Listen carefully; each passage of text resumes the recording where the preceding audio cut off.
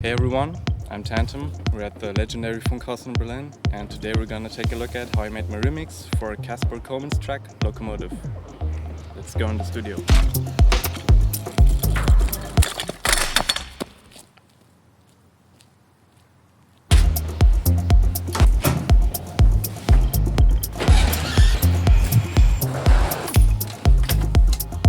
Jo, willst du ein bisschen Milk? Alright, this is it. That's the project file. As some of you know, I switched to Ableton recently. Let's take a look at the drums first. Right, and that's the drum bass. So whenever you do a remix, you will get parts of the stems, like individual sounds. For example, this hi-hat sound is from the original. I didn't even do anything to it. I just lowered the volume. We have this clave sound, which you may recognize from the original. Put some effects on here, some compressor and Valhalla Supermassive. There's also this clave sound, which I applied some compression and the phaser flanger effect with LFO on it to make it more interesting in the stereo image.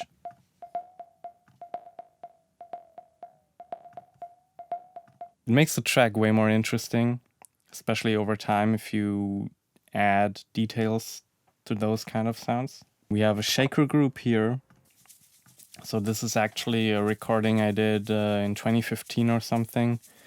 And I've layered it 2 times, so there's a bass part and just a high part, which I use the Ableton Shifter plugin on to empathize the high frequencies, and together it sounds like this.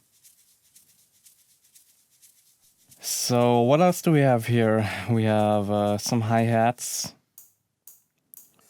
a ride, I did some compression on here, just to get the dynamics to fit to the other percussive instruments. If I put those off, it's got a long tail to it. I wanted to get rid of it, make it more pumpy. So I sidechained it and did some compression to bring out the transient. We have a granular effect that's also from one of my older projects. Sometimes I do that. I render my own stems and then I reuse them. And I think it helps me like maintain a real signature sound. Got some phasey shakers going on here. As you can see. Yeah, that's something I like to use a lot too, is the Ableton LFOs, and just modulate different parameters and makes for great weird sounds. So that's what I did here, and then I just have some more standard kind of drum sounds, hi-hats. Got a clap here. Layered with another clap from the original. This is from the original, but I cut up the audio so it makes for a more interesting groove. And then again, just some standard hi-hats. And for the sub, I have like a short kick sound, filtered a bit. And together with the kick drum, it makes for an interesting sub groove. The main kick drum is actually just a sample, but it's got like an ungodly amount of EQs on it. So if I let it play, you can see some EQ, some compression. I always do this by feel. So whenever I work on it and I feel I want to make some improvement, I just apply it and then I can always check back if it works or not. If I'm working on it, I maybe go back at it sometime and just check if the EQ does something beneficial or if it can be left out. But yeah, that's also a reason why my projects are always messy, because I stack a lot of things. So much for the drums. Let's take a look at the bass. So So that's the drums together with the bass, and now I will solo the bass. This is like the main bass groove. I used a free VST called Triple Cheese. It's a great plugin, just one of the preset patches here, and applied some EQ, phaser and flanger again, compression to sidechainer to the kick, and then again some EQs stacked on top of each other.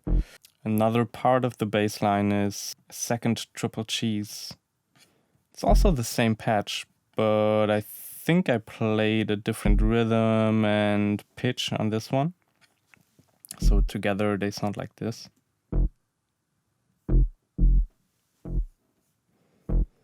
And then the main kind of driving bass is actually from Analog, like Ableton's stock plugin. It's a simple patch actually.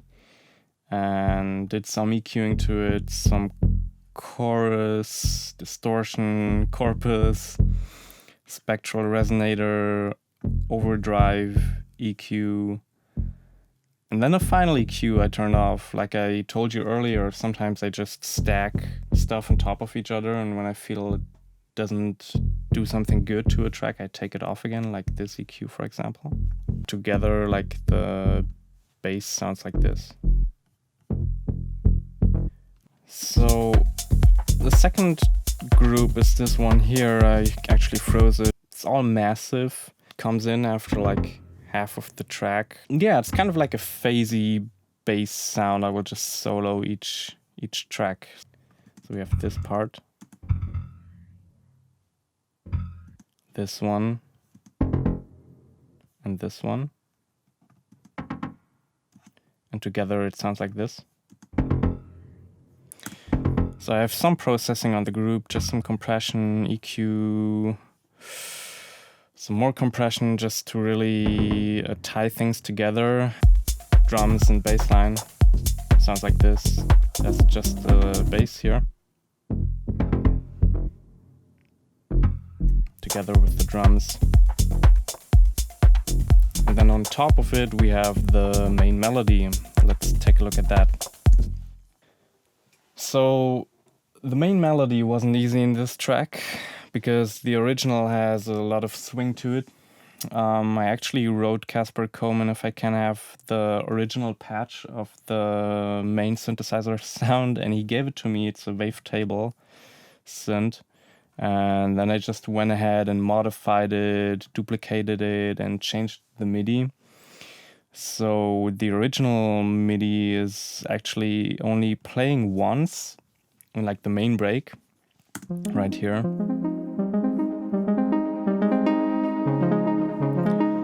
And because the main sound is had a really difficult phase issue in the stereo image, I duplicated it and have one like bass layer and another one on top of it, and together it sounds mono compatible but still really wide. I did a lot of effects with Ableton's LFO, some granular delays, echo, supermassive again here, rising for the drop to give it some space. And that's how that sound is created. And you can hear it here if I put on all the other elements. It's already recognizable, right?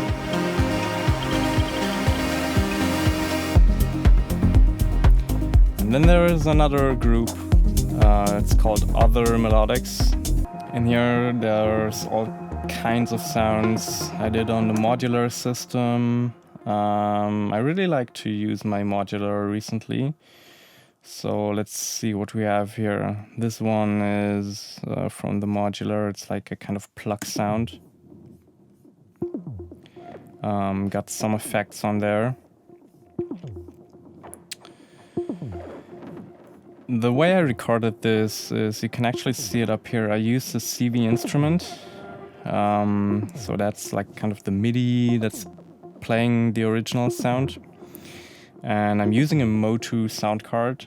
That way I can send out control voltage to my modular from the DAW. I don't have to use any MIDI cable or anything. And it's all in real time. It's super nice. And that's how I did this sound.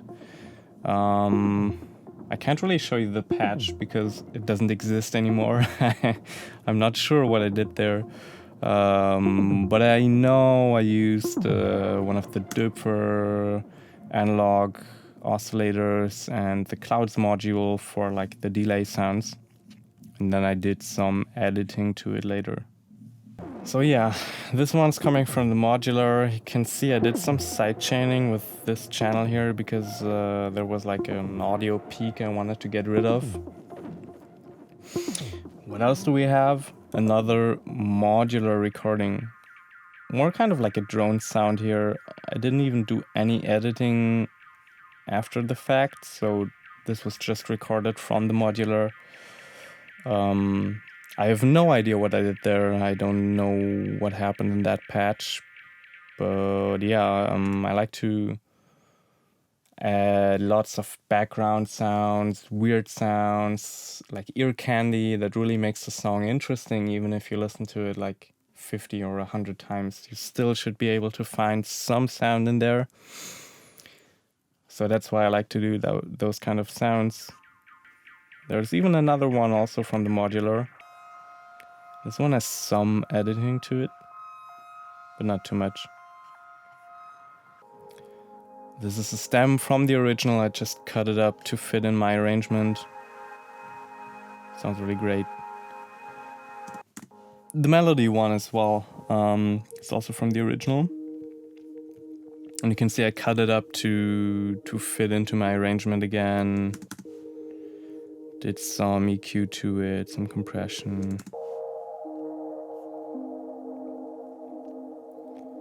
And the last kind of element I added is a SAM. I really love that synth. It's one of my favorites. Really simple patch I did here. Just gives some support to like the low end, low mids. You can actually see it just plays in the first half of the track because that's where I felt it was kind of like empty. Because when the big break comes, it actually stops and it doesn't hit in the final drop. Because as I said, it's just like a support element. Of course, lots of automations, filter and stuff like that. Just helps to build up the track. So those are the melodics I added or I've modified from the original together with the main melody. It's like this.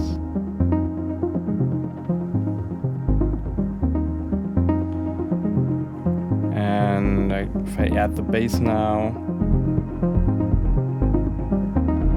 all that's missing, of course, is the drums. And it's already it. There's not so much to it actually. Let me show you one more thing. There's a diva I added like really last minute. That's why you can see it's not even grouped or anything. So there's this diva patch that just came to my mind. It's like playing a little solo in the MIDI here. And it's just to help transition from the first drop to the breakdown where the chord change happens. Yeah, got some effects on here, Valhalla delay.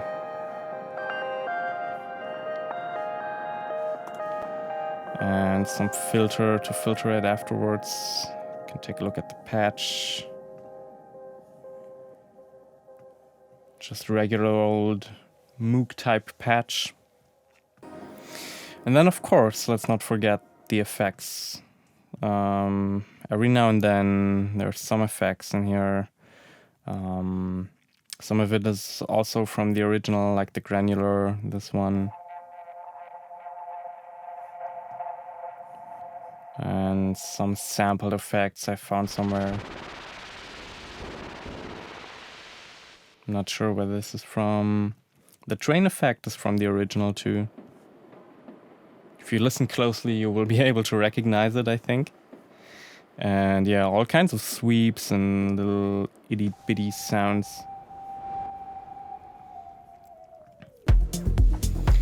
Alright, that's basically it. And those are all the stems playing together. I'm sure you will recognize the sound.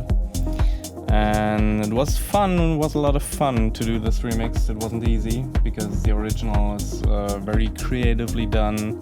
It's got a lot of swing, and I wasn't sure at first where and how I could make an improvement to it, but I think I did an okay job. Let me know what you think. So that's pretty much all there is to it. If you have any questions, just feel free to ask. I will try to answer it all. If you like the track, feel free to support it, tell your friends about it, listen to it on Spotify, whatever. Sharing is caring. Thank everyone for watching. Wish you have a great day and take care. Bye.